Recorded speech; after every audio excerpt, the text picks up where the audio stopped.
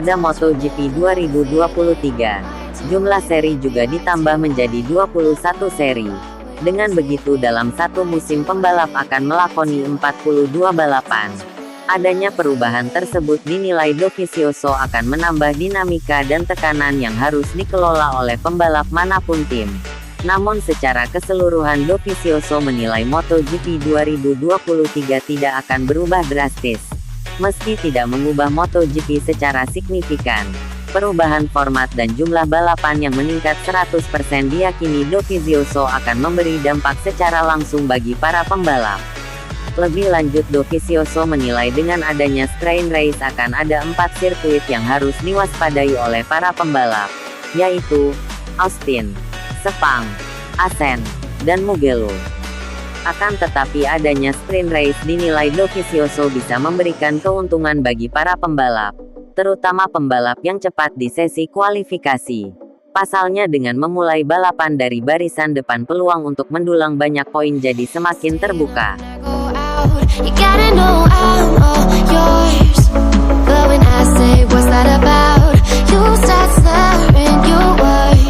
Untuk pertama kalinya sejak 2017, motor Honda RC213V tidak lagi memakai produk dari LC Project di kompetisi MotoGP. Hal ini disebut mengikuti langkah Ducati yang sukses di MotoGP dan perkasa dengan desain knalpot dari Akrapovic dalam beberapa tahun terakhir. Sedangkan buat nasib Project mereka hanya akan memasok knalpot untuk Aprilia untuk kejuaraan MotoGP 2023. Pergantian knalpot ini menjadi salah satu rombakan besar HRC untuk menghadapi kerasnya persaingan di musim depan.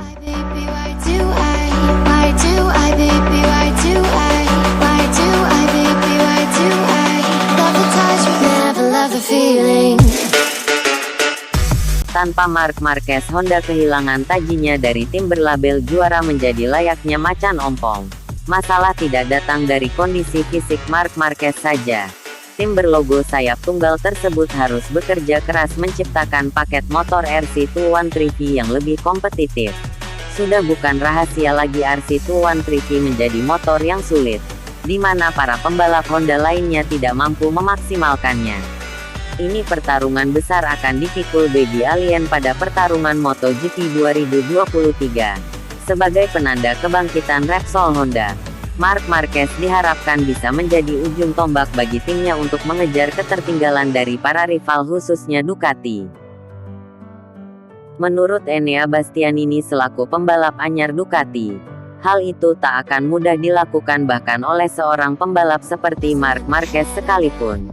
Dengan riwayat cedera dan tim yang dihimpit problema, Enea Bastianini merasa tidak yakin rider 29 tahun itu bisa melakukannya. Rekan setim Francesco Bagnaia itu tidak segan memberikan sentilan kepada Marc Marquez yang dinilai sudah tidak sekuat dulu lagi.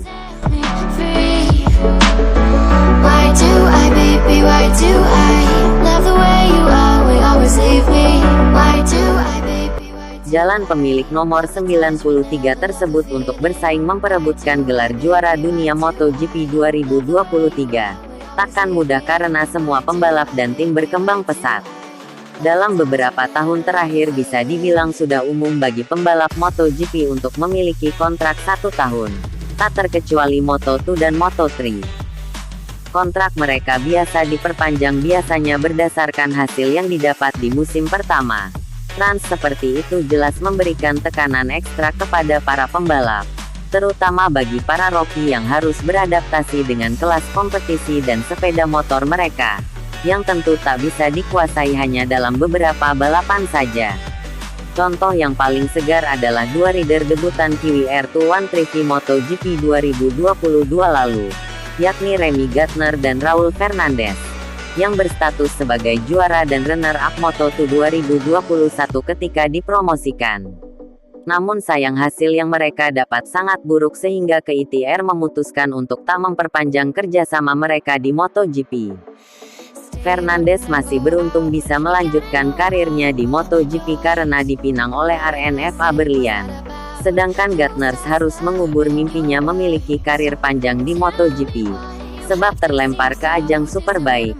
Karena itu Bezzecchi mengkritik para tim yang hanya memberikan kontrak 1 tahun pada pembalap mereka khususnya para rookie. Sebab rookie waktu Oktober tahun 2022 itu menilai setidaknya mereka diberi kesempatan selama 2 tahun. Karena mereka butuh adaptasi dengan kelas kompetisi dan juga motor mereka yang baru. Bezzecchi sendiri merasa beruntung mendapatkan kontrak 2 tahun dari timnya ketika debut di MotoGP musim lalu.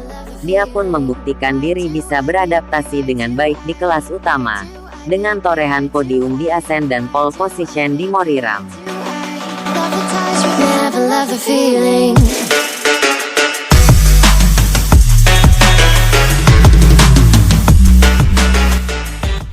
Pembalap tim KTM Red Bull Brad Binder, sukses 3 kali naik podium di MotoGP 2022. Dia pun membeberkan sosok paling berjasa di KTM. Dia adalah kepala teknologi MotoGP KTM, yaitu Fabiano Sterlacchini. Sang grup KTM ini pun banjir pujian, karena kontribusinya di KTM tak hanya dari Binder tetapi juga dari bos KTM. Pada musim panas 2021 Sterlacchini diangkut oleh KTM dari Ducati Corse, untuk didapuk sebagai kepala teknologi MotoGP.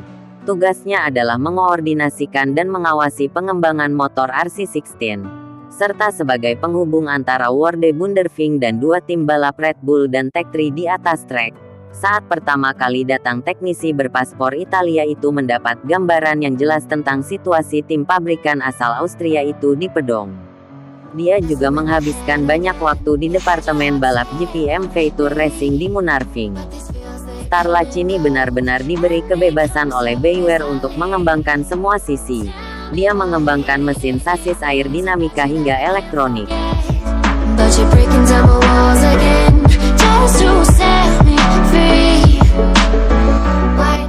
Sejak itu BYR merasakan perubahan yang cukup signifikan dari performa RC16. Direktur balap KTM itu pun mengaku terkesan dengan kontribusi yang diberikan Sterlacchini pada timnya. Berkat tangan dingin Sterlacchini di awal musim 2022, tim pabrikan KTM berhasil meraih podium kedua lewat Brad Binder di Doha. Kemudian Miguel Oliveira sukses meraih kemenangan di Mandalika. Perkembangan RC16 pun makin terasa meningkat setelah tes tim Misano pada September lalu. Brad Binder berhasil finish keempat di Arago dan kedua di Motegi dan Valencia. Sedangkan Oliveira menang lagi di Morira. Alhasil sang pembalap asal Afrika Selatan tak segan untuk melontarkan pujian pada Sterlacchini, yang menurutnya tahu bagaimana cara yang tepat untuk mengatasi masalah-masalah yang dialaminya.